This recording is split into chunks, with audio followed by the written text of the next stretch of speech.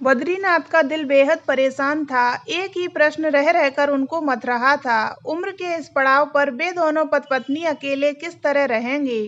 कौन भागदौड़ और सेवा टहल करेगा?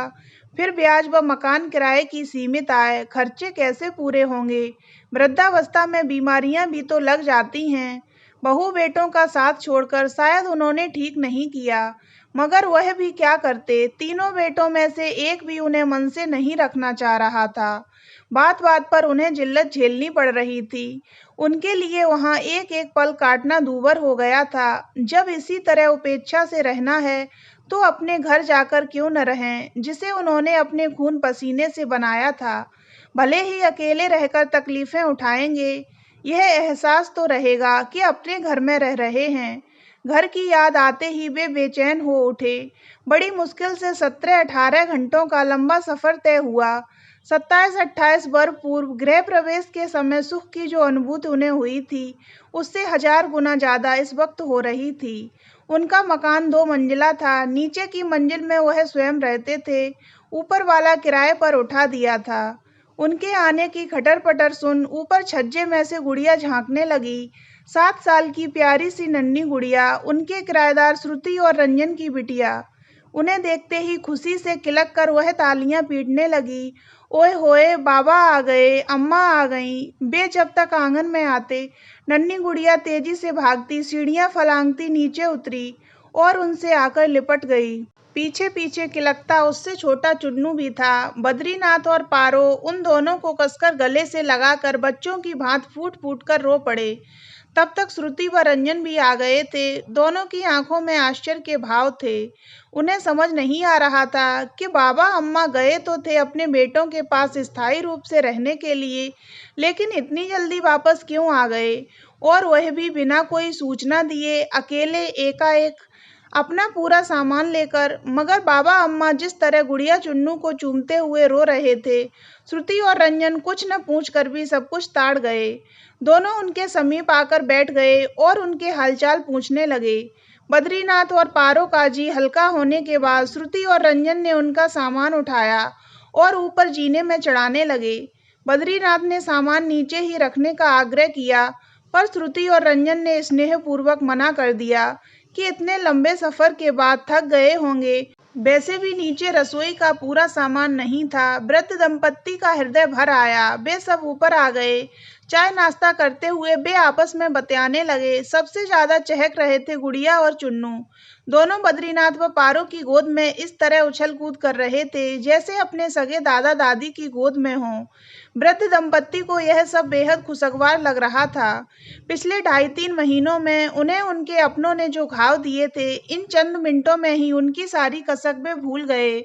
मगर नियति ने शायद कुछ और सोच रखा था। इससे पहले कि वे आश्वस्त होकर चैन की सांस लेते, तभी गुड़िया ने बातों के प्रवाह में अपनी यह सूचना दे डाली कि उसके पापा ने एक घर खरीद लिया है, वे अब वहीं पर जाकर रहेंगे। सुनते ही बद्रीनाथ और पारो जड़वत रह गए। एक पल को उन्हें सूझा ही नहीं कि इस शुभ उपलब्धि पर वे अपनी प्रतिक्रिया किस तरह व्यक्त करें। एक और सुख की अनुभूति हो रही थी कि उनके निश्चल सेवा भावी किराएदार का सपना पूरा होने जा रहा है। दूसरी ओर दिल भी बैठा जा रहा था कि जिनके सहारे वे अपनी जिंदगी का कुछ हिस्सा काटना चाहते थे, वे ही उन्हें छोड़कर चले जाएंगे। उधर श्रुति और रंजन अजीब मसोपेश में पड़ गए थे। अपना घर खरीदने की उन्हें खुशी तो थी, यह जानकारी वे अपने वृद्ध मकान मालिक को देना भी चाहते थे, मगर अपनों से ठुकरा कर आए इन वृद्ध जनों की जो नाजुक मनोस्थिति इस वक्त थी, उसे देखते हुए इस बात को वह 1-2 दिन तक और छिपाना चाहते थे। श्रुति ने तो मन ही मन निश्चय कर लिया था कि भले ही 2-3 माह का किराया और देना पड़े, 4 दिन बाद होने वाला गृह प्रवेश वह आगे बढ़ा देगी। बाबा अम्मा का वह दिल से सम्मान करती थी। उसकी दोनों प्रसूतियां अम्मा जी ने स्वयं इसी घर में करवाई थीं। हालांकि दोनों बार उसकी सासू माँ गांव से यथा समय आ गई थीं, मगर अम्मा जी ने उनके आने से पहले ही सारी तैयारियां करवा दी थीं। बाद में भी सगी दादी की तरह वह गुड़िया और चुन्नू की देखभाल करती रही थीं। अब ऐसी स्नेहमयी अम्मा से वह भला एकदम कैसे कह देती कि हम 4 दिन बाद आपको छोड़कर अपने मकान में जा रहे हैं। उसकी आंखों से बरबस आंसू ढुलक पड़े। पथराई सी बैठी अम्मा जी ने जल्दी से अपने मनोभावों को नियंत्रित किया। वह सोफे से उठी और आगे बढ़कर श्रुति को वात्सल्य से भींच लिया। अरे पगली, ऐसी खुशखबरी ऐसे रोते हुए देते हैं। साथ ही उन्होंने बटुए से 100 का नोट निकालकर उसकी मुट्ठी में जबरदस्ती ठूंस दिया। बाबा ने भी रंजन व बच्चों को बधाई के रुपए दिए। रंजन और श्रुति के गले रुलाई से भर गए। अगले दिन सूर्योदय होने से पहले ही अम्मा जी उठ गईं। नीचे आकर वह अपने बंद घर की साफ सफाई करने लगी। खटर पटर सुनकर रंजन व श्रुति भी आ गए और अम्मा जी के काम में हाथ बटाने लगे। उनका यह अपनत्व देख अम्मा जी का हृदय भर आया। अम्मा जी अपनी रसोई भी आरंभ करना चाह रही थी, मगर श्रुति ने अधिकार पूर्वक मना कर दिया। रसोई का लगभग सारा सामान बाजार से लाना है। बाबा तुरंत फुरत अकेले इतनी भागदौड़ कैसे करेंगे? रंजन के सहयोग से 2-3 दिनों में सारा इंतजाम हो जाएगा। तब तक बाबा अम्मा उन्हीं के संग भोजन करें। वैसे भी अम्मा जी के हाथ का जायकेदार भोजन किए 3 महीने बीत गए थे। गुड़िया तो रोज मुंह फुलाती थी, अम्मा जी जैसी सब्जी आप क्यों नहीं बनाती मम्मी? आखिर अम्मा जी को हार माननी पड़ी। दोपहर का भोजन कर बाबा अम्मा नीचे आराम करने चले गए। रंजन 10 बजे बैंक जा चुका था। गुड़िया भी स्कूल गई थी। चुन्नू को थपकी देते श्रुति सोच में डूब गई। रह रहकर बाबा अम्मा जी के भावी जीवन की त्रासदी की कल्पना उसे झकझोर देती। कैसे रहेंगे वे दोनों? क्या बीत रही होगी इस वक्त उन दोनों के दिलों पर? जिन बेटों को पाल पोस कर इतना बड़ा किया, वे ही पराये हो गए। उनके खर्चे कैसे चलेंगे? रिटायर होने के बाद उनकी आय के साधन ही क्या थे? पीएफ का कुछ भाग वे पिछले वर्ष बड़ी पोती की शादी में खर्च कर चुके थे। शेष बचा फंड अन्य पोते पोतियों के नाम कर दिया था। अपने लिए उन्होंने कुछ नहीं बचाया। मुश्किल से 70-80 हजार रुपयों की एफडी थी बैंक में, और था यह मकान। एफडी के ब्याज और मकान के किराए से कैसे चलेगा उनका खर्च? हमारे जाने के बाद पता नहीं कैसे किराएदार आए। यदि हमारी तरह घर जैसा समझने वाले न आए तब? बाबा अम्मा की बीमारी में सेवा टहल कौन करेगा? सोच सोच कर श्रुति का कलेजा मुंह को आने लगा। श्रुति को बेटी समझ कर रखा था बाबा अम्मा ने। दरअसल उनकी स्वयं की बेटी का नाम श्रुत कीर्ति था। नाम की समरूपता ने बाबा अम्मा को कुछ ज्यादा ही जोड़ दिया था श्रुति से। अब ऐसे स्नेहिल माता पिता को छोड़कर वह कैसे चल दे? तभी नीचे टाटा सूमो के रुकने की आवाज आई। गांव से उसके सास ससुर आने वाले थे। श्रुति उठी और आंसू पोंछती पोंछती नीचे आई। माँ बाबूजी ही थे। श्रुति की उड़ी रंगत देख वे घबरा गए। श्रुति ने हाथ के इशारे से चुप रहने का संकेत किया और ऊपर आकर उन्हें सब हाल कह सुनाया। सुनकर उन्हें गहरा सदमा लगा। बाबा को अपना बड़ा भाई मानने लगे थे बाबूजी। बाबा अम्मा की आत्मीयता देख माँ बाबूजी निश्चिंत रहते थे। गांव में रहते हुए उन्हें अपने बेटे बहू की चिंता करने की कभी जरूरत महसूस नहीं हुई। उन्होंने फौरन निर्णय लिया, रंजन उस मकान को बेच देगा और यहीं रहकर बाबा अम्मा की सेवा करेगा। बाबा को जब इस निर्णय की जानकारी हुई, उन्होंने इसका विरोध किया।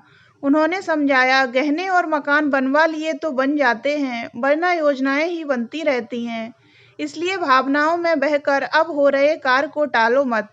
बाबा की दूरंदेशी भरी सलाह के आगे सबको झुकना पड़ा और रंजन के घर का गृह प्रवेश हो गया। रंजन अपने घर चला गया। वह तो 2-3 महीने बाद जाना चाहता था, पर बाबा अम्मा ने समझाया, गृह प्रवेश के बाद घर सूना नहीं छोड़ते। बाबा का घर खाली हो गया। घर किराए पर देना है की तख्ती लग गई। पूरे 7-8 वर्षों बाद लगी थी यह तख्ती। रंजन के जाने के बाद बाबा अम्मा को बेहद सूनापन लगने लगा। एक सहारा था उससे। पता नहीं अब जो किराएदार आए उनका स्वभाव कैसा हो। बाबा रोज अगले किराएदार का इंतजार करते। सुबह से शाम हो जाती, पर कई दिन तक एक भी किराएदार नहीं आया। अब उन्हें घबराहट होने लगी। एफडी के ब्याज के बमुश्किल 400 रुपये मिलने वाले थे। यदि कोई किराएदार नहीं आया तब अगले माह का खर्च कहाँ से निकलेगा? इस किराए की आमदनी का ही तो सहारा था उन्हें। पास की नकदी अब चुकने लगी थी। बचत खाते में भी कोई विशेष रकम नहीं थी। तो क्या अगले माह एफडी तुड़वानी पड़ेगी? सोच सोचकर वे परेशान हो जाते। उनकी आंखों के सामने अंधेरा छाने लगता। कितनी भारी गलती कर बैठे थे वे। उनके एक सहयोगी मित्र ने समझाया भी था, जमाना बहुत खराब है बद्रीनाथ। माँ बाप को अपनी मुट्ठी बंद रखने का दौर आ गया है। सब कुछ बच्चों के नाम मत करो। घबरा कर वे ऊपरी मंजिल पर आए। खाली कमरे भाएं-भाएं कर रहे थे। उन कमरों में घूमते हुए, उसकी दीवारों पर हाथ फेरते हुए उन्हें बेदिन याद आ गए, जब वह अपने सपनों के इस घर को बनवा रहे थे। इसकी एक-एक ईंट उनकी जानी-पहचानी थी। इसे बनवाते समय कितने रंगीन सपने देखे थे उन्होंने। तीनों बेटे बड़े होंगे, उनकी शादियाँ होंगी, नीचे एक बेटा रहेगा, ऊपर 2, कितना अच्छा लगेगा उस वक़्त। पूरा घर गुलजार रहेगा, उनका बुढ़ापा चैन से कट जाएगा। नंगे फर्श पर बैठ वह फपक-फपक कर रो पड़े। बुढ़ापे में ये दिन भी देखने थे। नीचे किसी कार के रुकने की आवाज़ आई। आंसू पोंछ वह फुर्ती से उठे और भागकर गैलरी में आए। श्रुतकीर्ति और निखिल कार से उतर रहे थे। बेटी दामाद को देखते ही उनका जी हरा हो गया। उनकी बूढ़ी थकी रगों में जान आ गई। जवानों की सी चपलता से वह दौड़ते हुए नीचे आए। पारो तब तक द्वार खोल चुकी थी। श्रुतकीर्ति अंदर आई। माता-पिता की दयनीय हालत देखकर उसका कलेजा मुंह को आ गया। हाय, 3 माह में ही बेचारे कितने बुढ़ा गए हैं। श्रुतकीर्ति को अपनी रुलाई रोकना दुश्वार हो गया। उसे तो मालूम ही नहीं था कि बाबा अम्मा यहाँ आ चुके हैं। कल उनसे बात करने के लिए उसने बड़े भैया के घर फोन लगाया था। भाभी से मालूम पड़ा बाबा अम्मा का मन नहीं लग रहा था, तो वापस चले गए। रो रो कर श्रुतकीर्ति का बुरा हाल हो गया, तो इसलिए मन नहीं लग रहा था। वह बार बार उलाहना देती। 3 माह में कम से कम 6 बार उसने फोन पर बात की थी। बाबा अम्मा ने एक बार भी इशारा नहीं किया। करते कैसे बेटी? बाबा का गला रुंध गया। जब रहना उन्हीं के संग था, कैसे करते शिकायत? यहाँ आने के बाद तो करते।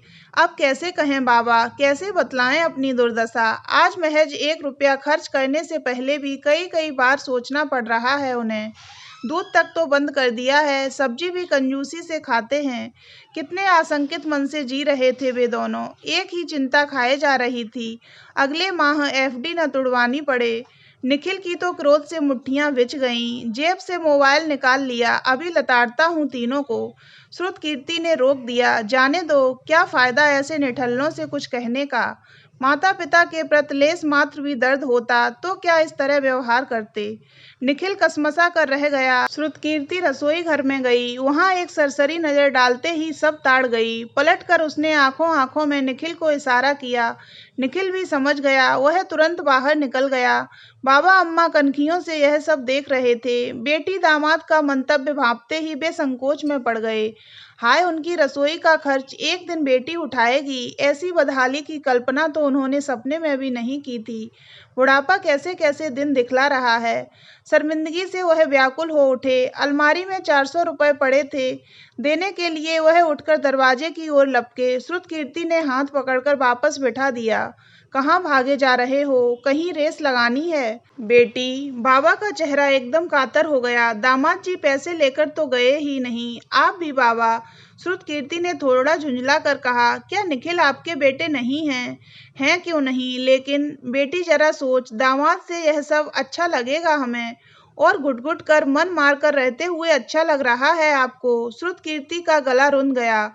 इन पुराने रिवाजों को छोड़ो बाबा। 3-3 कमाऊ बेटे जब मुंह मोड़ लें, तो क्या बेटी दामाद भी आंख कान बंद करके बैठ जाएं? छोड़ दें माता पिता को लावारिसों की तरह।